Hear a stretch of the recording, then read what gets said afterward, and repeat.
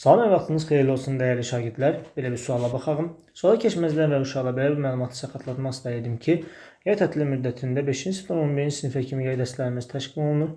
Dərslər haqqında məlumat əldə etmək istəsəniz, bu nömrə ilə əlaqə saxlaya bilərsiniz. İndi keçən sualın izahına.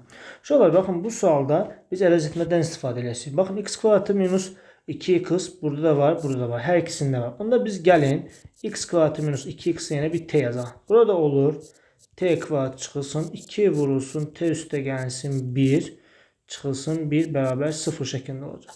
Buradan t kvadratı minus 2t çıxılsın 2 çıxılsın 1 bərabər 0-a.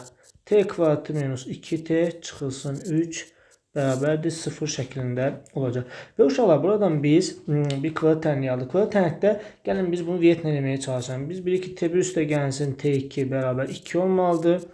T1 vurulsun T2 də bərabərdir -3-ə. Yəni cəmi 2 eləsin, hasili də -3. Hansı ədədlərdir? Məsələn, biz deyə bilərik ki, -1 və 3. Artıq biz bunları tapdıq uşaqlar. Ondan sonra gətirib buradan yerinə yazmamız lazım. Nə yazacağıq yerinə? Biz baxın, x kvadratı minus 2x bərabər məsələn -1-ə. Buradan x kvadratı minus 2x üstə gəlsin 1 bərabər 0 şəklində olacaq. Buradan da x minus 1-in kvadratı bərabər 0-a. Buradan x minus 1 bərabər 0, x də bərabərdir 1 oldu. Bu bir kökü. Sonra bir də x kvadratı minus 2x bərabər 3 olacaq. Buradan da x kvadratı minus 2x minus 3 bərabər 0'dır. Baxın uşaqlar, bu tənliklə bu eynidir. Onda burada kökləri də eyni olacaq. Olacaq məsələn, x1'imiz olacaq -1, x2'miz olacaq 3.